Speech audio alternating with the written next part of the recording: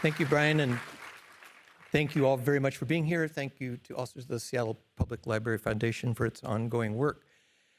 10 years ago, bookstores, booksellers, librarians, and all of us readers were introduced to a new writer. And I actually remember going to a dinner before Viet Thanh Nguyen's first book, first published book, The Sympathizer, was published, at which there was an author from another publisher who had gotten $1 million book advance and a lot of advance noise with it. And Viet's book was from a different publisher, and but that publisher is very supportive. They were the one publisher that would publish The Sympathizer. There's several stories about that, but they had no money to actually pay for the book, but they actually did support it and promoted it, and Viet got around for it as which is a different thing when you're an unknown writer, but Viet, as that book took hold, started becoming more and more of a known writer.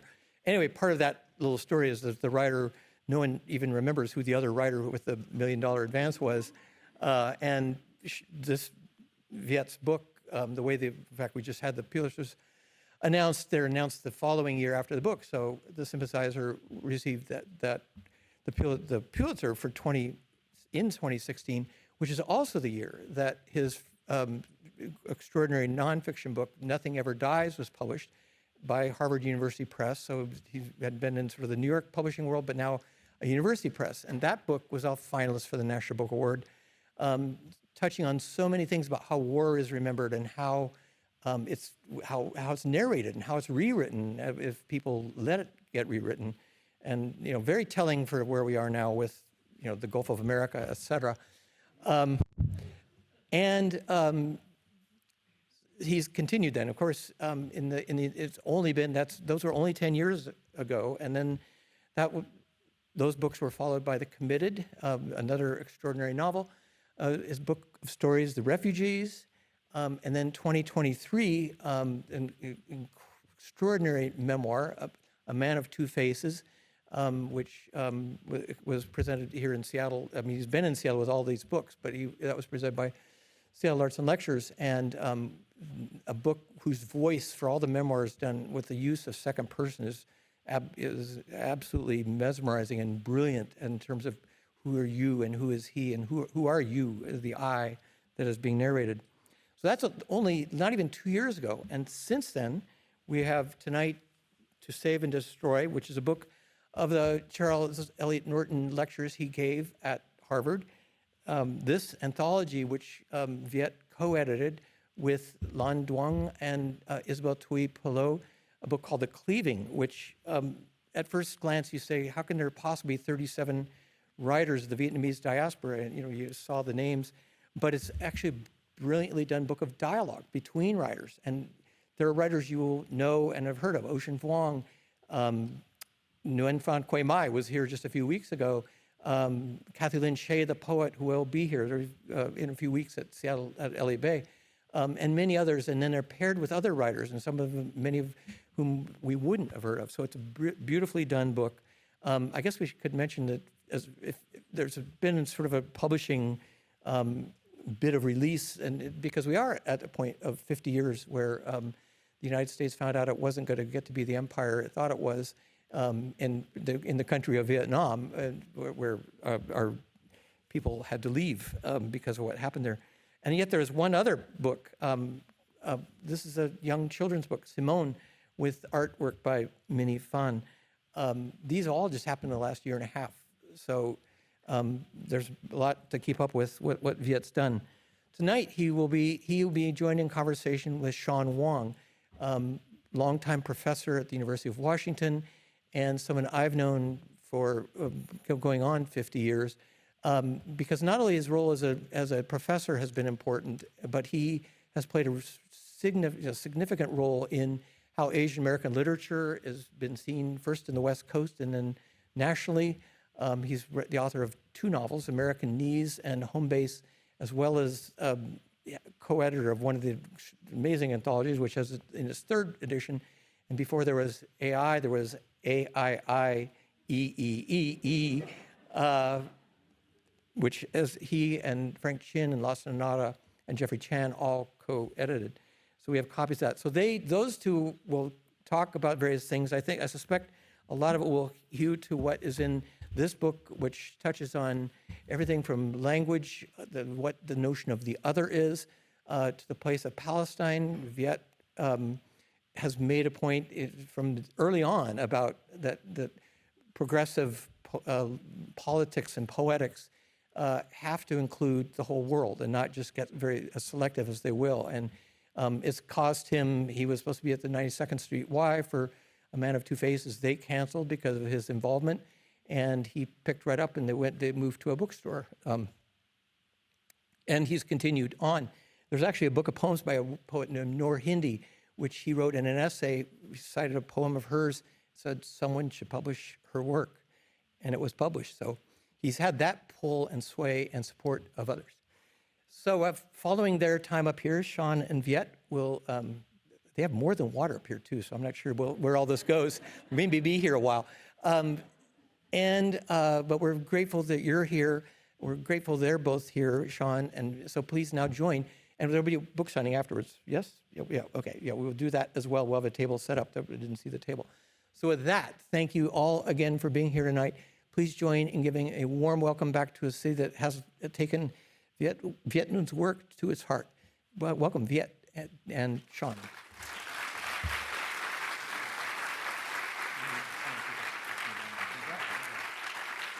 Wow.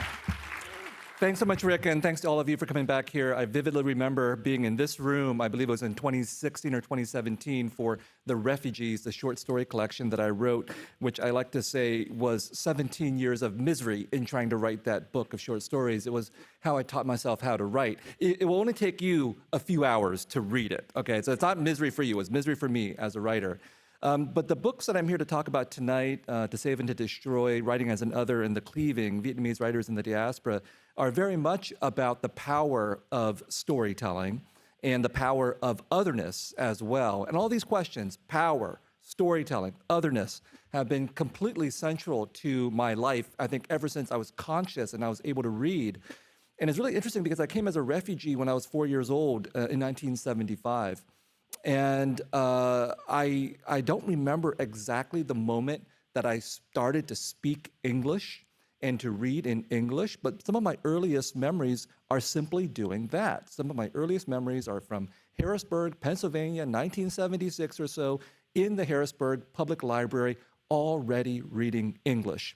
And what would happen is my parents would simply drop me off at the library and leave me alone and would unknowingly expose me to all kinds of ideas, but also to the English language. And the English language was my way of becoming an American. But the irony and the pain of all of that, of course, is the more I became an American, the more fluent I became in English, the more distant I would grow from my parents. And this is a standard experience of the refugee and immigrant populations who are confronted with this choice. How do we stay close to our parents and our communities while also trying to become a part of this world, this American world in this case, that we find ourselves in? And so for me, these books are very much about that power, that pleasure, and that pain that can be found in language. I quote, for example, Caliban from Shakespeare, who says to his master, Prospero, that he has learned his language and the profit from it is that he can curse. And that is the dilemma that all of us find ourselves in who come from another country from which the language is not English, and we find ourselves in a country, in my case, the country of our colonizer, and that our method of both becoming an American is also the repetition of our colonization as well. Of course, I wasn't able to articulate this when I was 4 years old. Instead, what I could articulate, what I could know, is that the library was the place that would save my life. Because my parents had to save their lives when they came to this country. And the way that they did that was to work themselves literally almost to death. They went to San Jose, California in 1978, opened perhaps the second Vietnamese grocery store in San Jose, California, a place where they worked almost every day of the year, 12 to 14 hours a day, a place in which they were shot in their store on Christmas Eve. My experience is not that I was an eyewitness to war, even though I was there during the fall of Saigon, but more that I was an eyewitness to these eyewitnesses who are my parents? And that was a difficult experience to go through. It was much more difficult for them, obviously, to do that work and to try to save the lives of themselves and their children and everybody in Vietnam to whom they were sending money home to in the 1970s and the 1980s during times of desperation. And I, as a young child, was growing up aware of this kind of reality and what it meant, because my parents' version of the bogeyman story, you're all familiar with this, right? There's a bogeyman under your bed. My parents' version of that was, you better behave. You better be grateful. Because if we hadn't made the decisions that we made, you would be in Vietnam as a bộ đội, as a soldier invading Cambodia, stepping on a landmine. That was the kind of story that I got when I was growing up. And so my way of coping with these realities of history and power and war and the refugee experience that I obviously could not articulate was to go to the library and to read books and to read stories in English. And this saved my life. These stories were my escape, they were my fantasy, but they were also my exposure to art and all that it meant. And what I also realized is that, and I did not realize that, but I could articulate that stories were saving my life. What I could not articulate at the time was that if stories have the power to save us, stories have the power to destroy us as well. And my exposure to that was through, again, the San Jose Public Library, because the beautiful thing about a library is that there are no borders. There are no border guards. So you can go and you can start in the children's section, but then you can go to the young adult section, and the science fiction, and the fantasy, and the adult fiction.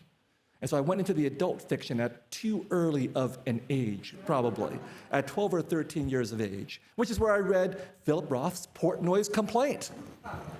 If you've read Philip Roth's Portnoy's Complaint, then you know what happens in that book and how it becomes manifest in The Sympathizer. Let's just say there's liver, there's squid, and there's masturbation involved with all of that. I also read the literature of the Vietnam War as written by American veterans at that time, and that literature scarred me because that literature is very powerful, and it's very artful, but it's premised upon telling these stories of the Vietnam War from an American perspective, and from an American perspective, who are the Vietnamese? What are the Vietnamese? And for so many of these soldiers and veterans, despite their best intentions, or maybe even regardless of their intentions, the Vietnamese were less than human. And here I was, this young Vietnamese refugee boy, reading these accounts in which people like me were less than human. And I was watching all of the American war movies about the Vietnam War, which is an exercise I recommend to nobody, especially if you're Vietnamese. Because I was rooting for the American soldiers. I was identifying with the American soldiers because I was an American, up until the moment that they killed Vietnamese civilians. And then who was I? I was split in two. And that was when I started to understand that stories had the power to destroy me as well. And the more I understood that, the more I wanted to become a writer. Because I knew what stories could do. Stories could entertain, they could help us escape. I wanted that. I wanted to do that as a writer. But I also wanted to embrace the power of stories to destroy as well. And it's a dangerous power, but it's also a power that makes me believe in what literature and art can do. If we think that literature and art can only save us, that's a sentimental idea. But if we know that literature and art can destroy us, well, now we understand some of the complexities of what that means. And for me, what that means is, as a colonized subject from Vietnam, colonized by the French, and then exposed to the Americans, what I understood is that literature and art had a function there as well. Literature and art has an incredibly important role to play in our colonization, because the colonizer comes to the colony, and the colonizer does not say, we're going to come and rape and pillage you. The colonizer comes and says, we're going to save you. We're going to bring you civilization. We're going to bring you literature. We're going to bring you culture. That's what the colonizer says. And then if the colonized person rejects that, the colonizer will say, you're not human enough, we're going to destroy you. But it's done partly in the name of literature and art and high culture. So, To Save and to Destroy came about because one day, a couple of years ago, I got a letter from Harvard University inviting me to give these things called the Norton Lectures. And when I got the letter of invitation, I actually groaned.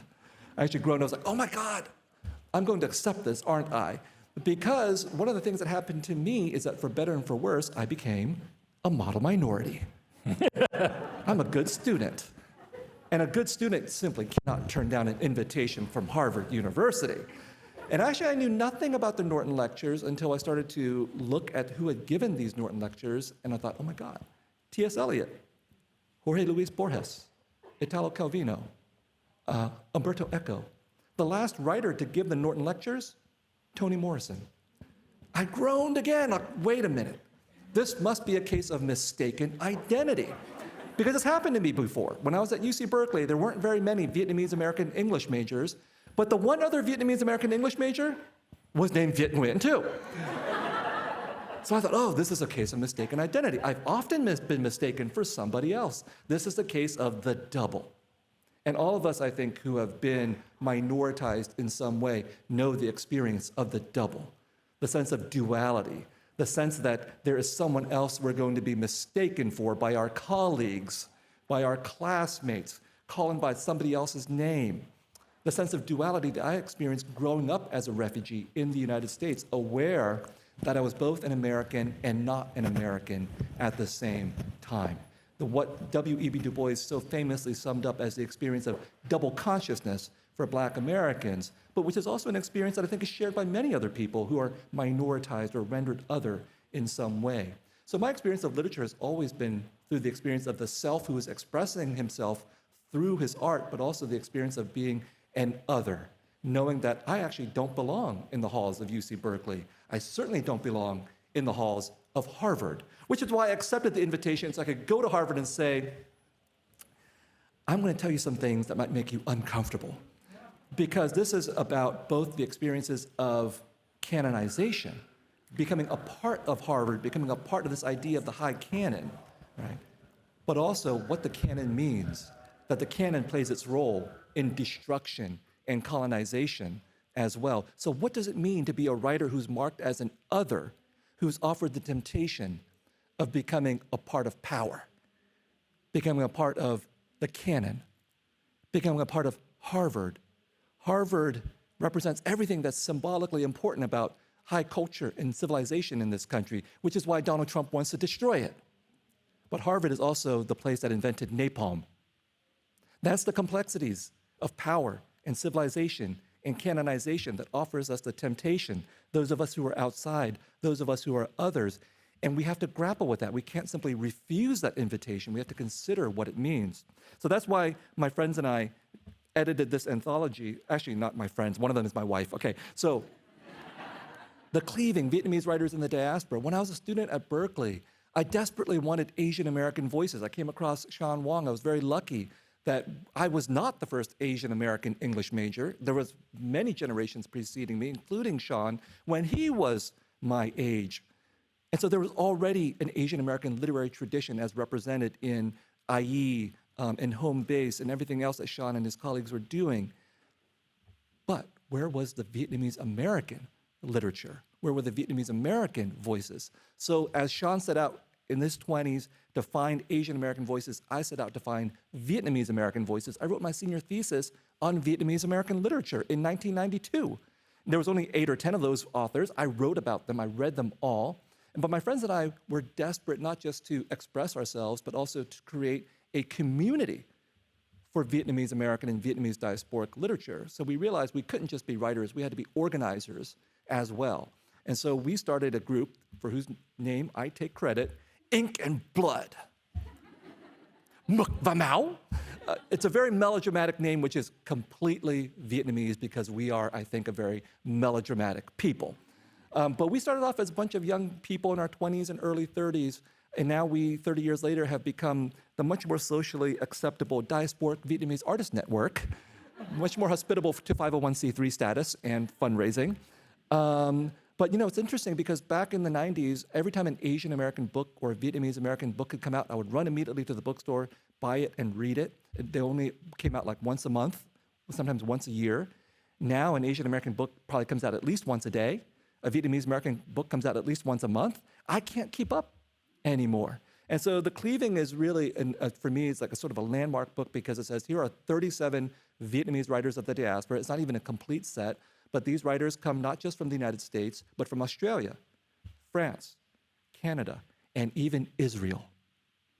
So the Vietnam War produced millions of people leaving the country, 300 Vietnamese refugees ended up in Israel. One of them became a poet. Not a bad ratio. So Van Nguyen is in this book as well, along with the names that Rick mentioned, like Ocean Vuong, but also Kim Thuy of Canada, Guy Mai, who came here, many other writers that you have heard of and hopefully should know of. But to me, to sum it up, to save and to destroy, this is what literature represents, but also the crucial act of not just telling our stories, but building the communities and the movements for telling our stories as well. I wouldn't have been an Asian American writer if it hadn't been for an Asian American literary movement that came out before me, so that when I arrived, I wasn't completely strange and weird and so on. Can you imagine being the first writer writing in English of Asian descent in the late 19th century? How lonely that must have been.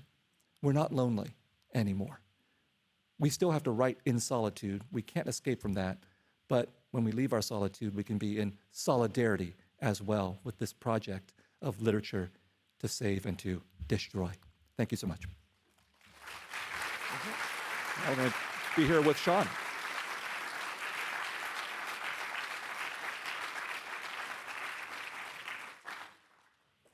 Sean, it's such an honor to be here with you. We were last in conversation on Bainbridge Island last summer. Yeah. We were. To make things easier, my friend Randy, I hope you're my friend Randy, brought me this bottle of Son Tinh Rượu, which is Vietnamese liquor, and I think you and I are going to have a little toast. Yeah, we're going to be drinking. So I'm not sure what's going to happen. Oh, yes. This will be interesting. But we'll be here either 15 minutes or 15 hours. So we'll see. Neither one of us has ever tried this. This will be an interesting experiment. Yeah, we better. I'm going to try it right now. Okay. And give you a toast to Viet and your new book. Thank you, Sean.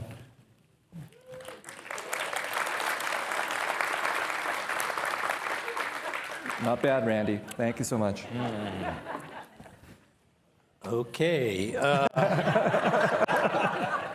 That went down way too easy. And thank you, everybody, for being here.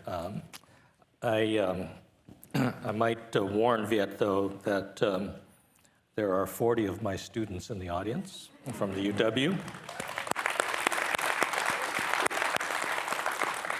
They might be asking questions later to help with their homework.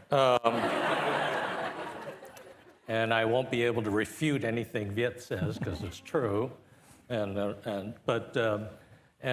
I've taught at the UW now for 41 years, and I think there is a student in the audience from each of those decades. So thank you all for being here. I wanted to, we're just going to have a loose conversation that might get looser.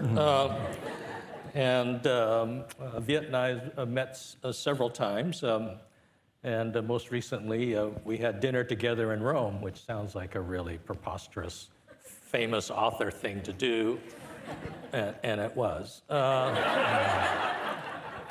Imagine, two of us in Rome at the same time. But it's, I just want to start where you left off, which is to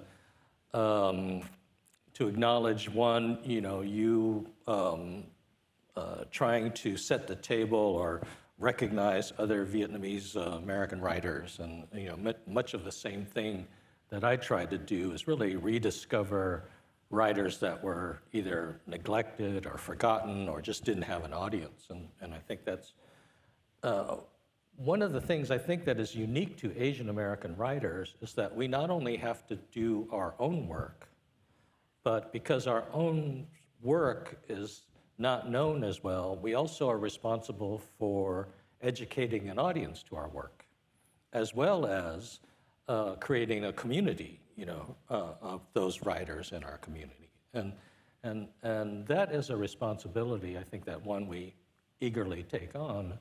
but it's not something that, you know, your normal sort of iconic writer, you know, writing in New York. I remember being on a panel. This is a good example. I was being on a panel at the National Endowment for the Arts for giving out writers' grants. And one of the famous things that they say is that the panel of jurors giving out the grants is a panel of your peers, represented from all over the country. And as I sat there looking at my peers, I realized that I was the only person from the West Coast, and I was the only Asian American on a panel of 9 people. But the Upper West Side of New York was represented, and the Lower East Side, and Soho, and Midtown were all represented on that panel. So, you know, Manhattan was, and all of its regions were represented, which is the way I think of writing and writers, you know, and their sort of East Coast-centric kind of focus. And I know Viet and my colleagues have worked hard to kind of change that perspective. And I think this anthology, The Cleaving, is certainly a part of that.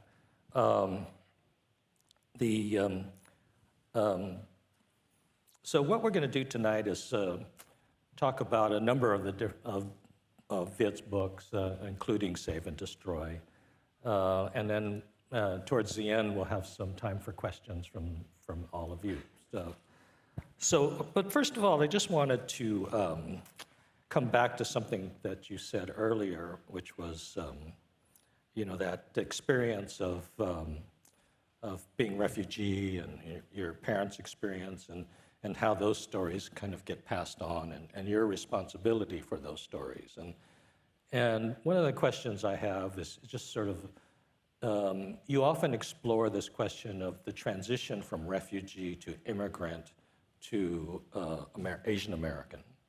And I was wondering if you could talk a little bit more about the nuances of, or how general society thinks of the term refugee, thinks of an immigrant, and thinks of Asian American. I still have to insist on the distinction between being a refugee and an immigrant to this day, because I think the language of immigrant is so dominant in our society that anybody who's a newcomer to this country is marked as an immigrant. And that sort of erases all the different ways that people come into this country. And of course, we're now even more cognizant of that because now there's a huge stress, not just on immigrants, but undocumented immigrants and what they represent. But there's also a distinction between all of that and the refugee who's compelled to flee. That's one of the things that really makes a refugee different from an immigrant. Refugees are compelled to flee for many different reasons, obviously, but for the United States, one of the major reasons why we have refugees in this country is because we have fought wars in so many other countries. We've disrupted and destroyed so many other countries with our policies. And ironically, these refugees have come to the United States. And in A Man of Two Faces, I talk about this, like, oh, you know, Vietnamese, Cambodian, Laotian people, Hmong people, we were in front of the guns of the American war machine. And we thought that we would be safer behind the guns of the American war machine. That's why the refugees want to flee from the colonized country to the colonizer, because they're familiar with the colonizer, France, for example. And so that's a route for them to go there. And then ironically, they become a part of that war machine. And so I find it so ironic that when we came as refugees to the United States, where did we end up? We ended up in Fort Indiantown Gap, Pennsylvania, one of 4 refugee camps in military bases set up to hold us. And of course, the reason why it was called Fort Indiantown Gap is because it was used to conquer that area of Pennsylvania, which I never really thought about for decades and decades. But in other words, our experience as refugees, in order to become Americans, we had to participate in the language of American mythologization, American empire, American exceptionalism, and that just becomes completely normal. And that's the parallel to the idea of canonization, like, oh, if you're gonna become a Vietnamese American, then obviously what you have to do is also become an American, be a model minority, just participate unquestioningly in the ladder and the hierarchy of successes that you're supposed to have to become a part of this country, which for the model minority typically means become the doctor, lawyer, engineer, and so on. But here's the irony, I think, for people like us, which is that you were so successful at helping to start Asian American literature that you helped to create a career track for Asian American literature. Like, back in your day, it was a complete rebellion to be an English major and to establish, IE and all of that. But now it's not a rebellion to be an Asian American writer. Now it's just another version of the model minority. You go and you can take writing workshops. You can get an MFA, and now you're like, oh, okay, we know what the hierarchy of the MFA programs are. We want to go to the best MFA program. And once you go to the best MFA programs, you're going to be introduced to the right agents and the right editors and the right publishers, so that you can be published by the top 5 corporate publishers in this country. So now to be an Asian American writer could be an act of rebellion, but it's completely surrounded by the model minority apparatus of publishing as well. Yeah, and I think, like your experience, you cite this example of going to your faculty, dissertation director and say, I want to write a dissertation on Vietnamese American literature. And they said, you can't get a job, right? Full disclosure, UW did not hire Vietnam. When we had a chance, way back, but... I would have taken that job too. Yeah, I know. Yeah.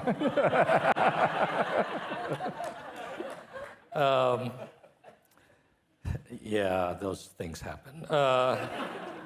But when I was at Berkeley also, I went to as an undergraduate, I went to my English professor, and I had decided to become a writer.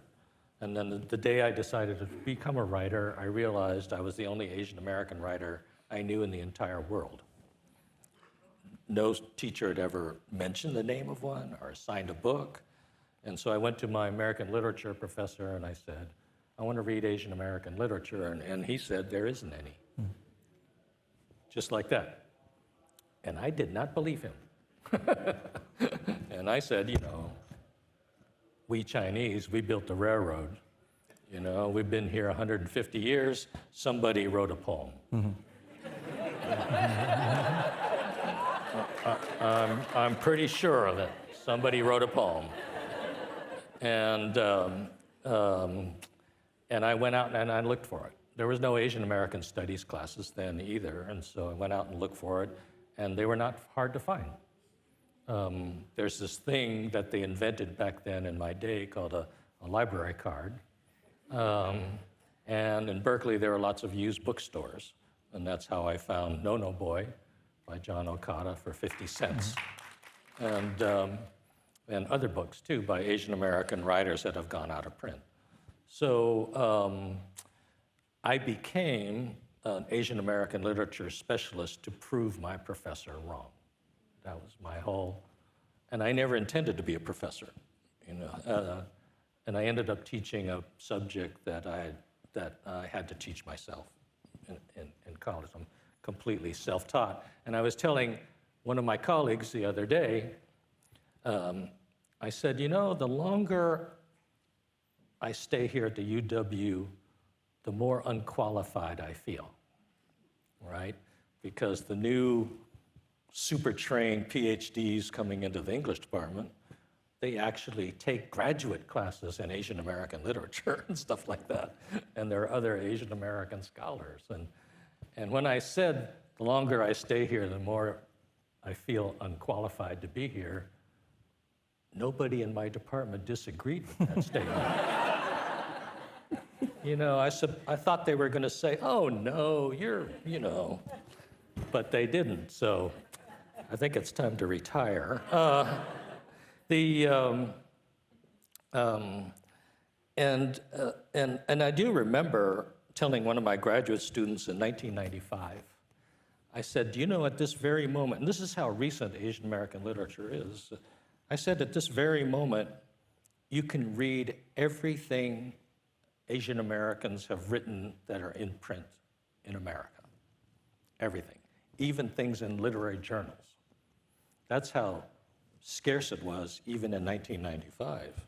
And so what Vit's talking about is really true, where we are now, where there's an Asian American book being published almost every day. And so it's,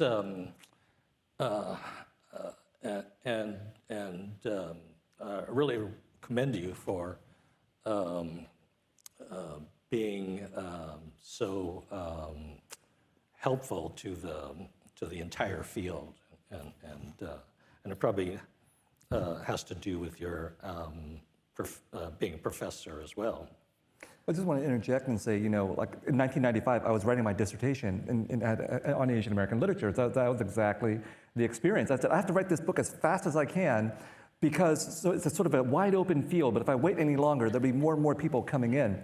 But that is related to the topic of otherness, because when there aren't too many of us, number one, we live under these conditions of scarcity. That was a word that you used, and I use it as well, narrative scarcity. When almost none of the stories out there are about us, and then a story about us comes along, we freak out. We're like, oh my God, here is a story about us. And we put all of our hopes and dreams and burdens and resentments and impossible expectations on this one book, this one writer. And for too long, that's what it meant to be an other who was a writer and who was a reader, right? So we want to exist in these conditions of narrative plenitude where there are so many of us, we can relax and be comfortable in our mediocrity. In our mediocrity. If you're a white male writer who publishes, no one expects the white male writer to represent the entirety of white maleness, whatever that is, You're allowed to be just yourself. And so for those of us, who are marked as other, we still don't have that luxury, because even if there's 1,000 of us, we don't get to choose our otherness, right? Everybody who's a writer is already an other. Only weird people become writers. Or artists. So there's something weird in each of us, even if we hide it well, as Sean does. I'm sure inside Sean must be a weird person, okay? I'm a weird person inside. So that's our otherness as individuals, and all of us, but all of you probably have some element. All of you have probably felt at some moment your otherness. You go into some environment, and you're like, oh, I feel so strange and different from everybody else. That's a universal condition.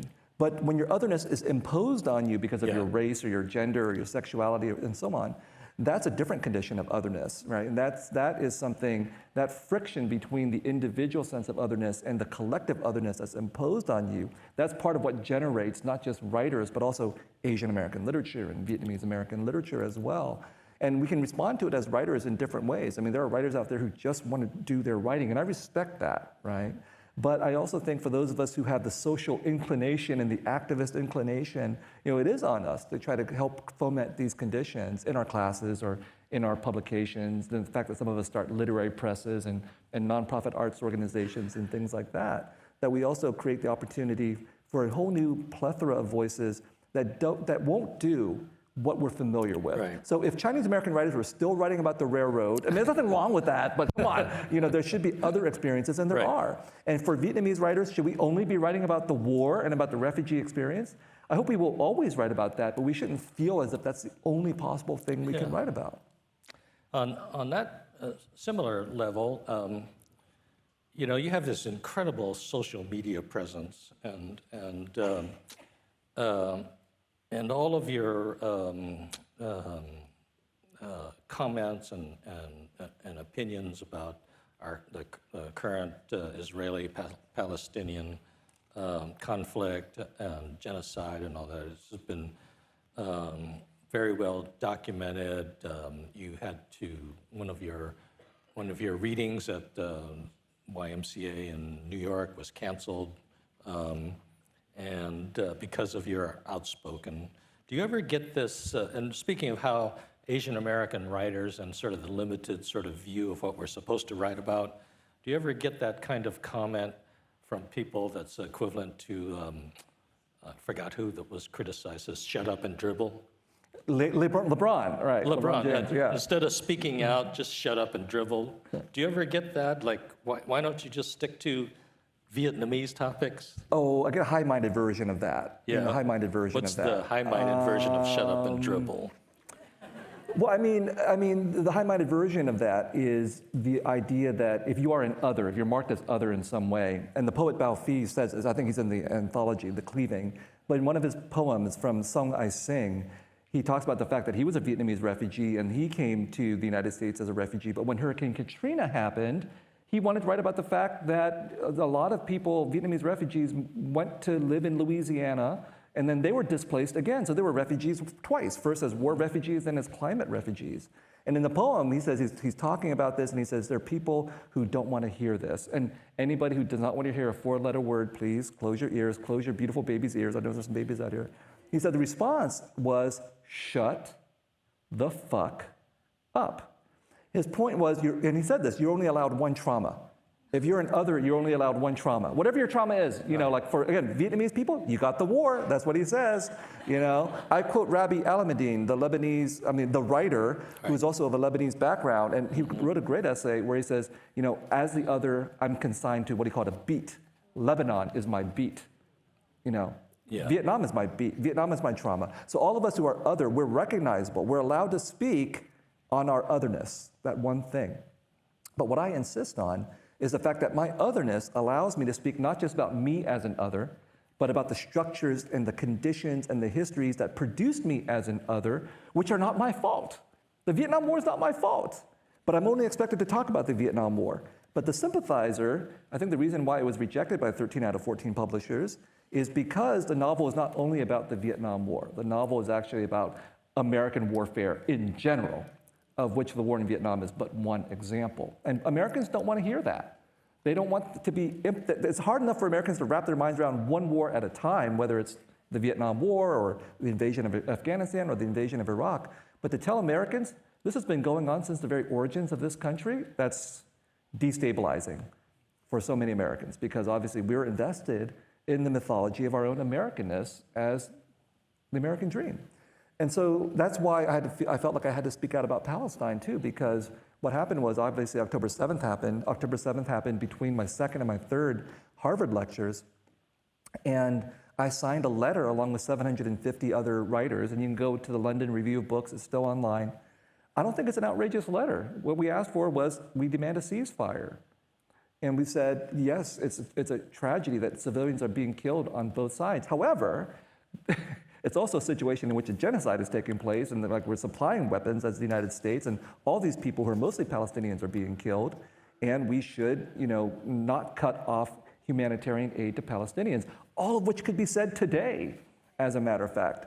And not only did I sign the letter, I went on Instagram, you're talking about social media, I went on Instagram, I announced that I signed the letter, and in that Instagram post, I also said, look, this Israeli minister has described Palestinians as human animals. And when I saw the term human animals, I had such a visceral reaction to it, because that is actually what colonization is about. Colonization is about going into the colony and saying, oh, these people, they look like they're human, but they're actually animals. They don't have the same civilization that we do. And therefore, because they're human animals, we can kill them. And I ended my Instagram post by saying, count me among the human animals. And I felt that was the choice that was so clear then and now for so many of us. Are we willing to call a genocide a genocide? Are we willing to say what we're seeing right in front of our eyes? The Vietnam War was what became known as the first living room war, a television war, because never before had people all over the world, including the United States, been able to turn on their TVs and get to see people being killed on screen, right? And now we're seeing that as well with social media from what Palestinians have been able to do. So for me, it just was not even a choice really at that point to speak up about that. Yeah, and if you haven't read To Save and Destroy, there's an essay called On Palestine and Asia and the similarities of what Viet was just talking about. Let me move to a slightly different topic. In the Sympathizer, the film version of The Sympathizer, which I'm sure many of you have seen, if you watch some of the podcasts, it's really quite interesting to see some of the actors being interviewed and talk about their experience and how they were asked to film scenes that they actually lived through in Vietnam. And it has this really bizarre, it's like the memories of your trauma now being filmed for Hollywood, except you're now playing yourself in the fake version of yourself, right? And some of the interviews are really fascinating. I played a small part in the film, 1976 film Farewell to Manzanar, and which was a film about internment camp in Manzanar. And many older Japanese Americans were asked to be extras in that film. And during the period between cuts, when the director said cut and they're moving the camera around, there was like this almost immediate kind of oral history that would start taking place. That was really, really impactful. So here we are, sitting in the set that looks like an internment camp, wearing 1940s period clothing. And the younger people were now representing the lives of the older people who were actually sitting there and had been in those exact scenes.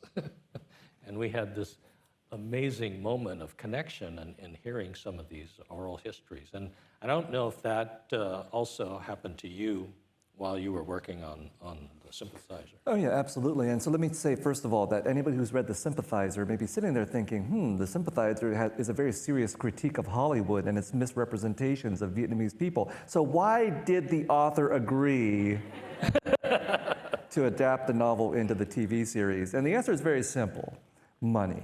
It was the same answer I told Harvard. I got up in front of the Harvard audience for the first lecture and said, why did I agree to give these Harvard lectures? Honestly, money. Okay, so, I mean... I'll drink to that. Yes, here we go. I wasn't sure you were drinking this entire time. When you're a writer, I don't know how you feel about this, Sean, but when you're a writer and you're writing your book... No. Before the money part, when you're a writer and you're writing your book, my experience is nobody cares. Yeah, nobody cares. Nobody cares. And so what that means is to write a book costs nothing except the writer's life. And again, who cares about writers' lives? Nobody cares about writers' lives. But that was exactly why, if we take the example of the Vietnam War, the first American artists to respond to the Vietnam War were, I think, the poets. Poets' lives are even worth less than novelists' lives. The more expensive something gets, the harder it is for art to respond to the pressing issues of the day, which is why I think it was with movies Hollywood responded the latest to the Vietnam War. And so I knew that this meant something, that money unavoidably means something. And I'm not the kind of artist who sits around pretending that, it's all art for art's sake. In the end, it is art for art's sake. When I'm alone and I'm writing, it is just for me. And I have to retain that belief. But once the book goes out into the world, it becomes a commodity, And we're then faced with this issue of like, how do we negotiate the relationship between the art and the commodity? And I thought about how when I was a little boy growing up, I was watching these movies on the television or in the movie theater that were about Vietnam, and I was being destroyed by these horrifying images about Vietnamese people, and I was permanently shaped and permanently scarred by that experience. What would have happened to me if I had watched a TV series or watched a movie in which the Vietnamese people were represented in some kind of complexity? Were represented as human beings, were telling their own stories, not as angels or as victims, but as full human beings capable of good and evil all at the same time.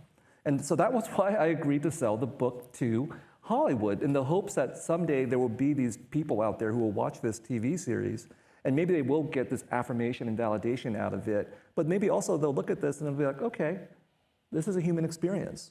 But now someone has told a story about the Vietnam War in which the Vietnamese are human beings, and I, aspiring writer or artist, don't have to tell that story.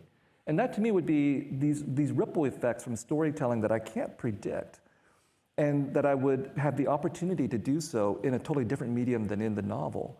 And then the other reason why I agreed to do it is because I was able to help assemble the collaborators who would work on this, so that I knew that if I sold this book to one version of Hollywood, which is like the American white male stereotypical version of Hollywood, I would totally get screwed. But the producer who optioned the book was Canadian, Israeli-Canadian as a matter of fact. The head writer is Canadian. They're both white men, but the Canadian part sort of offsets the white male part. And then the head writer, Don McKellar, knew Park Chan-wook, and we got the book to Park Chan-wook. I don't know if you know his work, but I think he's like one of the two most important Korean directors in the world right now. And his movie Old Boy was a huge influence on The Sympathizer. And so Park Chan-wook agreed to do it. And with Park Chan-wook, we got A24, and then with A24, we got Robert Downey Jr., and with Robert Downey Jr., the budget went up like 50%. And then we got HBO. But when Park Chan-wook was asked, like, why is a Korean director doing a Vietnam War adaptation? He said, well, the Americans invaded Korea too. So it's like, there we go. And I was like, that was it. I wanted to make sure that we got the right people involved who understood the history, understood the sentiments, understood exactly kind of the aesthetic and political project that I was engaged in. And so with that, I felt confident that if I could sell my soul, at least it would be with people who understood it. Sell my soul. Yeah. That's great. The story of your family, partially told in this book and in Man of Two Faces, is one of separation and absence. And one of the stories you tell is of your adopted sister. And in Man of Two Faces, you talk about your adopted sister having a nickname and then taking on a real name. And you have this, one of my students actually created this question where when she was known as by her nickname, you called her an absent presence. And then later, when she adopted her real name, you called her a present absence. And if you haven't read the book, she was left behind in Vietnam when the family fled. And her first arrival in America is for a screening of The Sympathizer. Mm-hmm. And here's this woman that has been left behind for years and years in Vietnam, and her first experience in America is posing for a picture with Robert Downey Jr. But I was wondering if you could talk a little bit more about that phrase of absent presence and present absence. So, what's the meaning behind how you think about your adopted sister? Well, in A Man of Two Faces, I talk about how I was 4 years old when we fled, and for very complicated reasons, my 16-year-old sister was left behind. And obviously, when you're 4 years old, you have a sister. But at a certain point, I forgot I had a sister. So sometime when I was around 10 or 11 or 12, this letter comes in the mail. And in it, there's a photograph of this beautiful young woman who's at that point probably 20-something years old. And I asked my parents, well, who is this person? And they said, well, that's your sister. And I was like, I have a sister? I mean, this was actually it was very unsettling for me, I think, because I didn't know what to make out of it. How do we explain this history? How did this happen? Who is this person? And when I came, at 4 years of age, I was fluent in Vietnamese. And then by the time I was, 11 or 12, I was still fluent in Vietnamese, but at a 4-year-old level. So there was no way I could really get into these emotional, historical complexities of how this situation happened. And so I felt that all of a sudden our house was now haunted by this absent presence. My sister wasn't in the house, and yet she was in the house because now her memory was in the house. Her name, Chị Tuyết, was in the house. And so many unanswered questions. And I only had this black and white picture of her. And whenever I would go to other Vietnamese people's households, there were always black and white pictures in their households. And these were always the people who had been left behind, either because they had died or because in the refugee experience, people always got left behind. And so I grew up with this sense that all of us as Vietnamese people, Vietnamese refugees, were haunted by our absent presences. Actual people, but also the entire history of the country and the country itself that had been left behind. And all of us, whether we wanted to acknowledge it or not, were grappling with absent presences. Yeah. Most people are not artists or writers and so on, right? But our lives as refugees were at least partly built around this absence at the heart of each family, at the heart of the refugee community. And so many of us were just trying to survive by avoiding it, by just working as hard as we could, studying as hard as we could, because I think we were all affected by survivor's guilt. How did we end up here and these people were left behind? That shaped my life so much fundamentally. It's really a common story. My novel, Americanese, was also made into a film, and the director called me up late one night and and asked me, "So what is this book really about?" He says, read it 3 times, and I said, "Oh, you want to know what I hid in the book? It's about absence." And I think that's something that's sort of common to immigrant families and things like that. Just we're always trying to define and come to grips with and understand this idea of absence. And then, in this book, To Save and to Destroy, I got to write the postscript to her story. Because by the time I wrote A Man of Two Faces, I had seen my sister in person only once. Right. After 1975, I went back in 2004, and I saw her. And what did my father say? My father said, "You can never go home again. You can go to Vietnam, but you can never go home," meaning the place where I was born, which is where my sister still lives. So basically what happened to her was, she was 16, she was left behind to guard the family house and property. You're 16 years old. What's going to happen? She was evicted from the house. She was sent to the so-called Volunteer Youth Brigade, which was not a voluntary experience to rebuild the country. I saw her 29 years later, and I was just amazed by the fact that here, I come from a Vietnamese Catholic family who doesn't know how to have fun. And I met this woman, and she knew how to have fun. I mean, she showed up, she was beautiful, she had makeup on, she was very fashionable. And that was the one time I got to see her in the years after that. I wouldn't see her again for another 20 years, and here I wrote about this in To Save and Destroy. Literally, she arrived, she timed it perfectly, came without knowing it, arrived the week before the premiere of the TV series. And I was actually in a state of high anxiety because I was very busy, but I was also thinking, oh my God, I have to spend a week with my sister, and my Vietnamese is still frozen at this 4-year-old level. How am I gonna do this? And as it turned out, we spent the whole week together, and I think 95% of it was in Vietnamese. Right. So all the Vietnamese came back, and it was so moving for me. We were in my house. My brother came down for the premiere as well, and I have a photo of them embracing in my kitchen. They hadn't seen each other in 50 years. That was their first physical reunion in 50 years. And so yes, she got to meet Robert Downey Jr. and all of that. That was amazing. She got to meet her favorite movie star, Kieu Jin. You asked me earlier, does history repeat itself? In The Sympathizer, I read about this famous movie star who's caught abroad as Saigon Falls. That's Kieu Jin. Yeah, and then wow. Kieu Jin comes back into the TV series. So here it is. Kieu Jin was like, is there a role for me in the TV series? Every time I meet, is there a role for me in the TV series? And there is no role for you in the TV series. I couldn't break it to her. And then the screenwriters are like, we can put her in the TV series. They created a whole character that doesn't exist in the novel, the crapulent major's mother. And I was like, this is for Kieu Jin.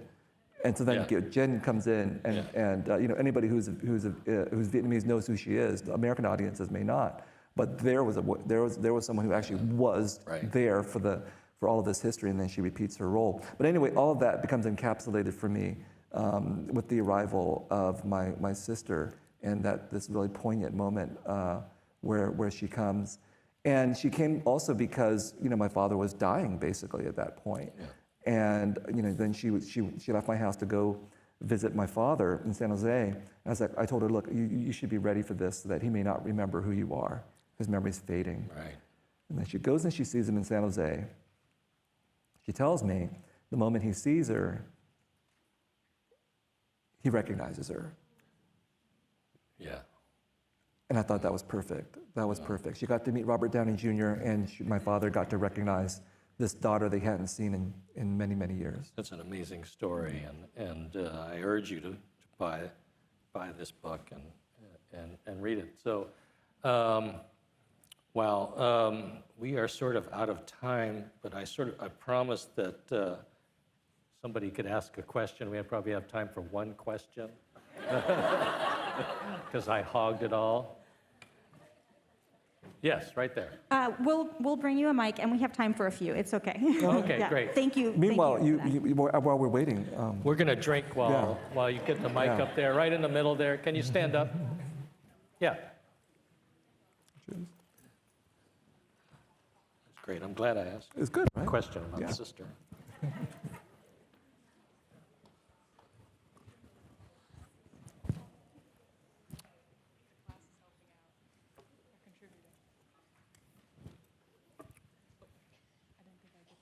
Hi.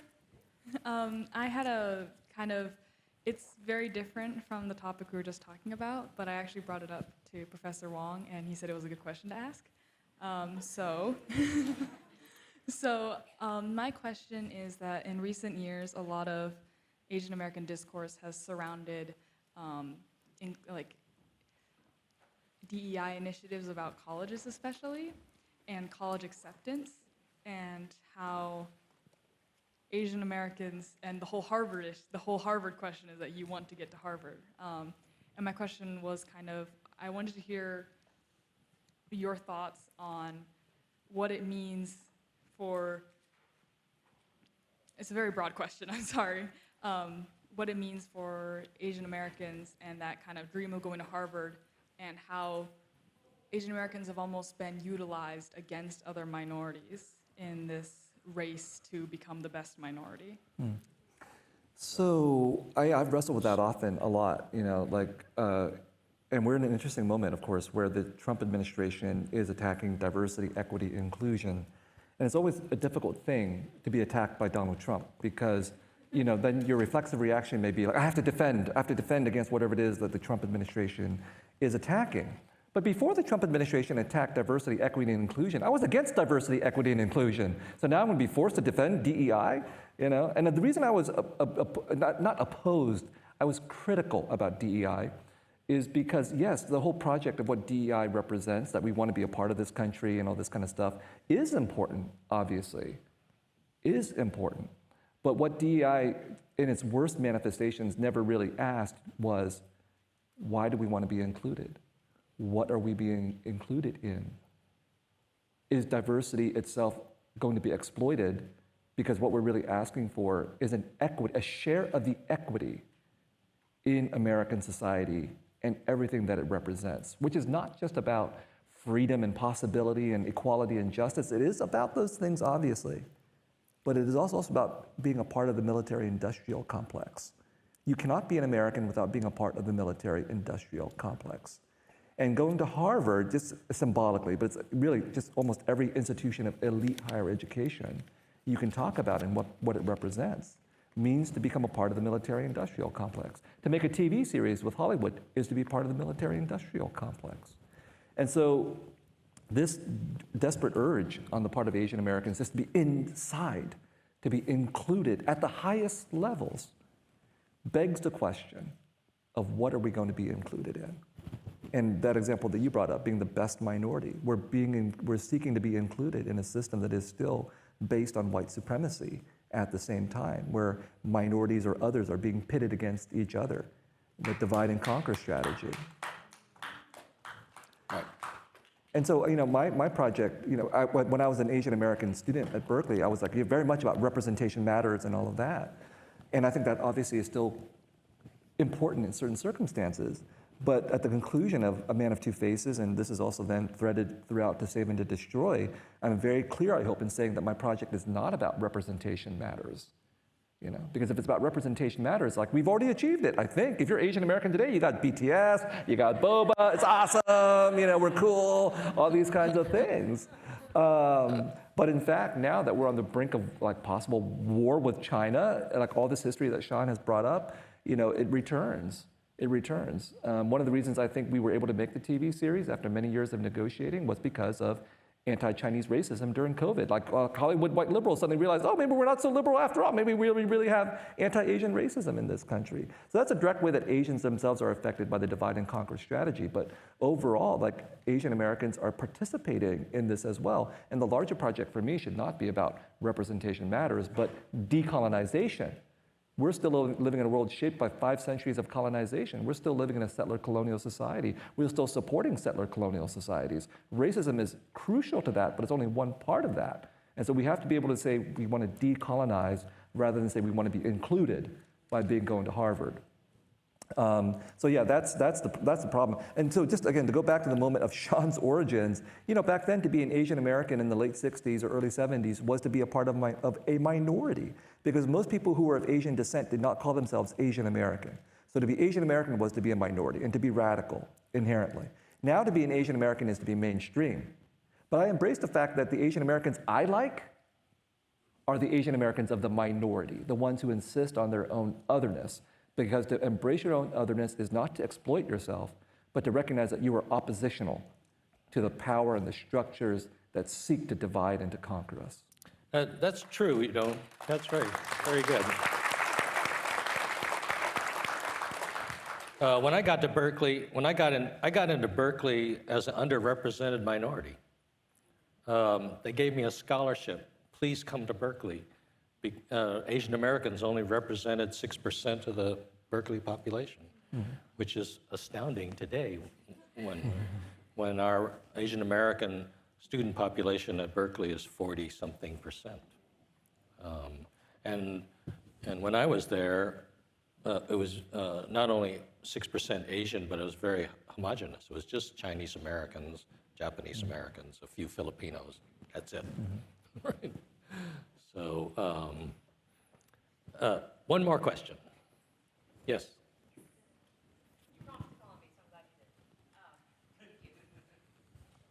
Hi, so we're hearing all of this talk right now as these corporations and governments and municipalities unwind their DEI initiatives with almost no protest about anticipatory obedience, that kind of removing the language before you even asked to remove the language, smoothing the edges so that they can never be seen. And it reminded me a little bit of the dissociation from the self that the character in The Committed, that kind of bifurcation of the selves that happens when you step away from what you've known to be true or good. And I wondered if you've ever seen someone who has voluntarily destroyed themselves in order to be saved by the system find a way back. And if you have seen that person or institution, what might they teach us about what the future can hold for all of these corporations and institutions and governments that have stripped themselves of their values? Wow, that's an incredible question. I've had the out-of-body experience, besides my own personal experience, like, in the last couple of years, it's been an out-of-body experience in some ways to see academia, the university, my environment, reveal itself to be a hollow institution. All those ideals that we were taught, we were paying tons of money to get the Harvard degree or the Berkeley degree or whatever degree, and we're being taught all these high ideals about what the study of the ideas and truth are supposed to represent and everything like that. And then how quickly all of that collapsed under pressure from the Trump administration, but also other powers out there as well. It has been a completely disillusioning experience to recognize that, in fact, even within academia, we're split as well. Has anybody come back? Beats the hell out of me. I don't know. I mean, I've seen like so many university presidents and university leaderships and administrations just reveal themselves to be completely hypocritical and willing to submit that anticipatory obedience that you're talking about. Yeah. When the proper response should be, stand up and get fired because you're gonna get fired anyway. At least get fired for something you believe in versus getting fired for something you don't believe in. So I think the redemption story still remains to be told. There should hopefully be a university president out there who's willing to say, I was wrong, and I'm going to come back and I'm going to stand up. How likely is that? Yeah. Hollywood will make a movie about it in about 20 years. No. Yeah, that's where it's gonna happen. But meanwhile, we're left with the reality. And that's actually a very important lesson that we're all being offered now, that there's the Hollywood version of things, there's the American mythology version of things, and then there's actually what happens now with power and people submitting to it. But it means for the rest of us, we're given this opportunity. We're given the opportunity by the negative example of how many people have folded under pressure to recognize that we ourselves still have the power, still have the option, still have the choice to stand up for what we believe in. That's it. Okay, I'd like to give a toast to Viet. I'm going to teach you a Vietnamese toast. A Vietnamese toast. Okay. 100%. Một 100%. 100%. Bottoms up. 100%. Here we go. Thank you. You didn't do it. We're going to sell some books now, and I'd really like to thank Viet and Seattle Central Library for this. Thank you. Thank you so much.